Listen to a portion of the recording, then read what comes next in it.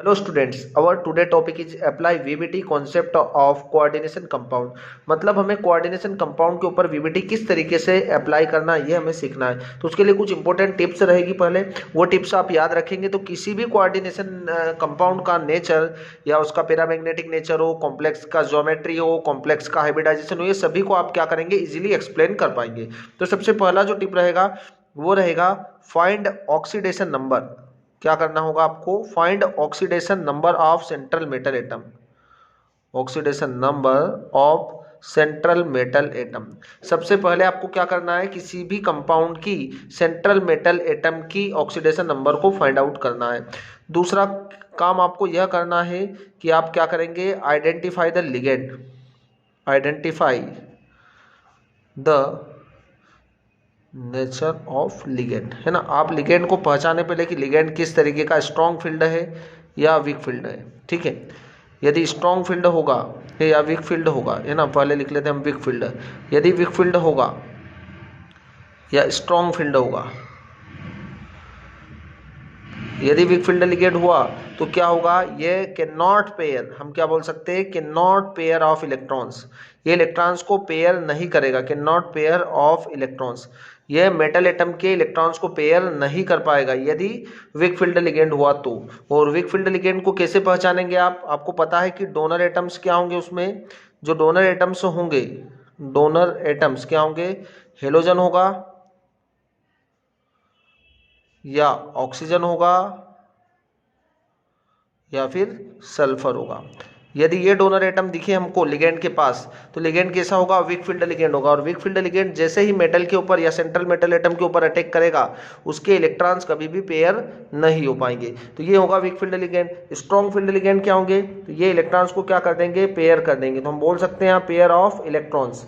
और यहाँ पर डोनर एटम्स क्या होंगे, डोनर एटम जो होंगे हमारे क्या होंगे, कार्बन, नाइट्रोजन और फास्फोरस, ये डोनर एटम होंगे। तो वो लिगेंड कैसा होगा, स्ट्रॉन्ग लिगेंड होगा। तो आप क्या करेंगे, सबसे पहले मेटल की, सेंट्रल मेटल एटम की ऑक्सीडेशन नंबर को फाइंड आउट करेंगे, उसके बाद लिगेंड को आइडेंटिफाई करेंगे और कॉम्प्लेक्स के नेचर को एक्सप्लेन कर पाएंगे। तो सबसे पहला मैं एक एग्जाम्पल ले रहा हूँ यहाँ पर, एग्जाम्पल फर्स्ट जो कि हमारे पास है COF6, COF6 एंड 3 तो सबसे पहला स्टेप क्या करना आपको, सबसे पहले ऑक्सीडेशन नंबर फाइंड आउट करना है ना। सेंट्रल मेटल एटम क्या है यहाँ पर, कोबाल्ट। अब कोबाल्ट का ऑक्सीडेशन नंबर फाइंड आउट करना है तो यहाँ पर हम कोबाल्ट को मानेंगे x, बीच में प्लस का साइन लगाएंगे। और फ्लोरीन का ऑक्सीडेशन नंबर होगा -1, और 6 फ्लोरीन है तो आप 6 से मल्टीप्लाई करेंगे, इज इक्वल टू कॉम्प्लेक्स के ऊपर कितना चार्ज है, -3, ठीक है। तो क्या होगा यहाँ पर x - 6 is equal to -3, so x is equal to 6 - 3 is equal to 3। मतलब यहाँ पर कोबाल्ट किस स्टेट में है, कोबाल्ट यहाँ पर है +3 स्टेट में है। किस स्टेट में है, कोबाल्ट का ऑक्सीडेशन स्टेट है +3। अब कोबाल्ट जब +3 में है तो आपको पता है, देखो नॉर्मली कोबाल्ट कितना नंबर होता है, इसका एटॉमिक नंबर 27, कितना होता है 27। तो 27 होगा, आर्गन तक होगा 18, फिर होगा 3d7 4s2, 4p available but electrons कितने होंगे, 0। और 4d में भी कितना इलेक्ट्रॉन्स है, 0, ठीक है। अब कोबाल्ट जब +3 ऑक्सीडेशन स्टेट में होगा तो क्या होगा, यहाँ से 2 इलेक्ट्रॉन्स यहाँ s ऑर्बिटल से निकलेंगे और एक इलेक्ट्रॉन्स d ऑर्बिटल से। तो क्या हो जाएगा इसका, CO+3 का जो इलेक्ट्रॉनिक कॉन्फ़िगरेशन होगा, सबसे पहले वो लिखना आपको 3d6, एक इलेक्ट्रॉन्स यहाँ से निकला और 2 इलेक्ट्रॉन्स यहाँ से गए, तो यहाँ कितने बचे, 3d6, 4s 0 और 4p भी कितना होगा, 0, और 4d में तो 0 होंगे ही होंगे, है ना। तो ये होगा इसका इलेक्ट्रॉनिक कॉन्फ़िगरेशन किसका, CO+3 का। सभी कंपाउंड के लिए आपको ये प्रोसेस सेम ही रखना है। आपको किसी भी कंपाउंड हो, चाहे वो स्ट्रॉन्ग फील्ड लिगेंड हो, वीक फील्ड लिगेंड हो, किसी भी कोऑर्डिनेशन कंपाउंड पर VBT को अप्लाई करने के लिए ये प्रोसेस सेम रहेगा। सबसे पहले आपको सेंट्रल मेटल एटम का ऑक्सीडेशन नंबर फाइंड आउट करना है, उसके बाद लिगेंड को आइडेंटिफाई करेंगे हम। अब यहाँ पर आपको कितने लिगेंड दिख रहे, देखो 3D में कितने इलेक्ट्रॉन्स हैं, यहाँ पर 6, तो ये रहा हमारे पास 3D 1 2 3 और 4 5, ये हमारे पास है 3D। अब 3D में कितना electron, 6, 1 2 3 4 5 and 6, it is a 4s, और ये क्या होगा 4p, और ये होगा हमारे पास 4d, ये होगा हमारे पास 4d, है ना। ये क्या है 4s 4p और ये होगा 4d। अब आपको यहाँ पर दिख रहा है कि लिगेंड कैसा है, लिगेंड जो है वो कैसा है, लिगेंड यहाँ पर वीक फील्ड लिगेंड है क्योंकि हेलोजन है, और जहाँ पर भी हेलोजन एटम डोनर होगा वो कैसा होगा, वीक फील्ड लिगेंड होते हैं। तो जहाँ पर हेलोजन एटम डोनर होगा मतलब यहाँ पर हेलोजन है, और हेलोजन है मतलब कैसा होगा, वीक फील्ड लिगेंड है। अब वीक फील्ड लिगेंड जब अटैक करेगा, तो वीक फील्ड लिगेंड जब अटैक करेगा तो क्या होंगे, can not pair of electrons, electrons जो इनर इलेक्ट्रॉन्स रहेंगे वो पेयर नहीं कर पाएंगे। और अब ये इलेक्ट्रॉन्स पेयर नहीं करेंगे तो क्या होगा, यहाँ पर 1s 1 2 3 4 5 6, क्योंकि यहाँ पर लिगेंड कितना 6 है, तो यहाँ पर 6 ऑर्बिटल्स रिक्वायर्ड होंगे इलेक्ट्रॉन्स को फिल करने के लिए। तो यहाँ पर क्या होगा, ये जो होंगे ये 6 ऑर्बिटल ये क्या होंगे, s p कितने होंगे 3, 1s 3p एंड 2d। तो यहाँ पर ये ऑर्बिटल्स क्या करेंगे, 6 न्यू ऑर्बिटल्स फॉर्म करेंगे हाइब्रिडाइजेशन के अकॉर्डिंग। आपको पता है कि 1s 3p और टू डी ऑर्बिटल्स क्या करेंगे, इंटरमिक्स होकर 6 न्यू ऑर्बिटल्स फॉर्म करेंगे। कितने ऑर्बिटल्स फॉर्म करेंगे, 1 2 3 4 5 एंड 6, ये 6 ऑर्बिटल्स। आपको पता है 2 ऑर्बिटल्स जो है अलग से बच रहे हैं ना, यहाँ से कितने ऑर्बिटल्स बच रहे हैं हमारे पास, डी में कितने ऑर्बिटल्स बच रहे हैं हमारे पास, 3 ऑर्बिटल्स बचेंगे। कितने ऑर्बिटल्स बचेंगे, जो कि क्या होंगे, ये अनहाइब्रिड है। कैसे है ये, अनहाइब्रिड, जो कि हाइब्रिडाइजेशन में पार्टिसिपेट नहीं कर रहे हैं। और ये जो 6 ऑर्बिटल्स होंगे इसमें क्या होंगे, 6 लिगेंड अपना लोन पेयर डोनेट करके अटैच हो जाएंगे, है ना। 1s 3p और 2d ऑर्बिटल्स आपस में क्या होंगे, इंटरमिक्स होंगे, और इंटरमिक्स होने के बाद 6 न्यू ऑर्बिटल्स फॉर्म करेंगे। इस फिनोमिना का नाम होता है हाइब्रिडाइजेशन, है ना। तो अभी यहाँ पर क्या होंगे, आपको पता है 6 फ्लोरीन है, तो फ्लोरीन आएगा 1 fluorine 2 fluorine 3 fluorine 4 fluorine 5 fluorine और 6 फ्लोरीन, है ना। हर फ्लोरीन कितना इलेक्ट्रॉन्स डोनेट करेगा, यहाँ पर 2 1 2 1 2 1 2 1 2 1 2।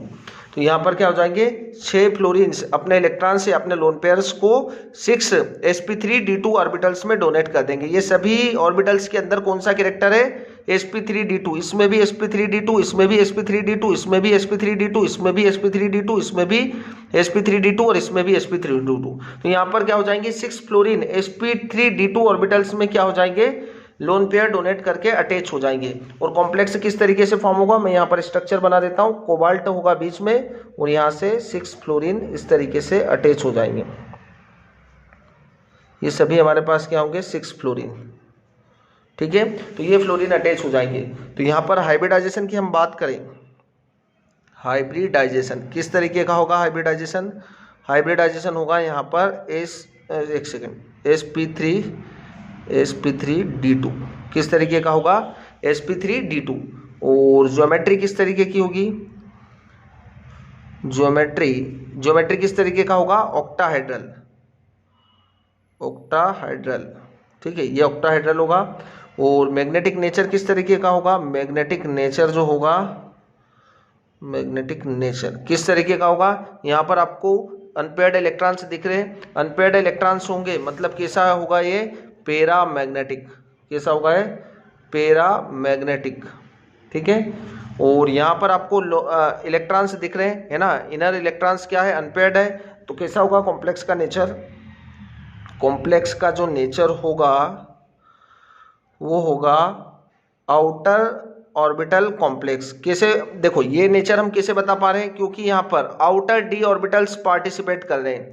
यदि इनर डी ऑर्बिटल पार्टिसिपेट करते मतलब ये इलेक्ट्रॉन्स यदि पेयर हो जाते और इलेक्ट्रॉन्स यहाँ पर इंटर करते तो हम इसको क्या बोलते हैं, इनर ऑर्बिटल कॉम्प्लेक्स। क्योंकि इनर डी ऑर्बिटल्स बॉन्डिंग में यूज होते हैं तो हम क्या बोलते हैं, inner orbital complex. But outer D orbitals bonding में पार्टिसिपेट करते तो हम क्या बोलेंगे, आउटर ऑर्बिटल कॉम्प्लेक्स,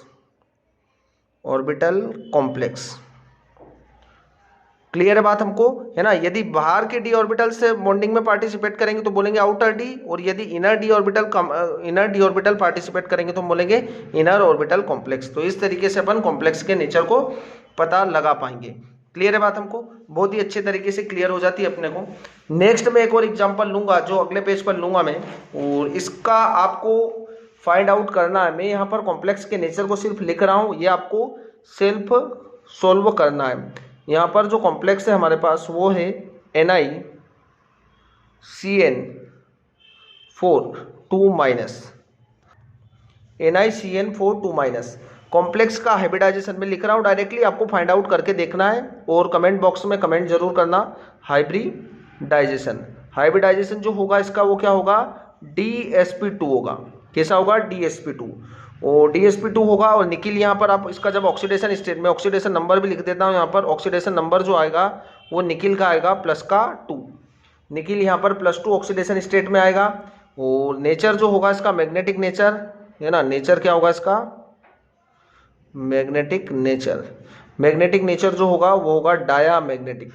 कैसा होगा, डायामैग्नेटिक नेचर होगा। और ज्योमेट्री जो होगी वो किस तरीके की होगी, स्क्वायर प्लेनर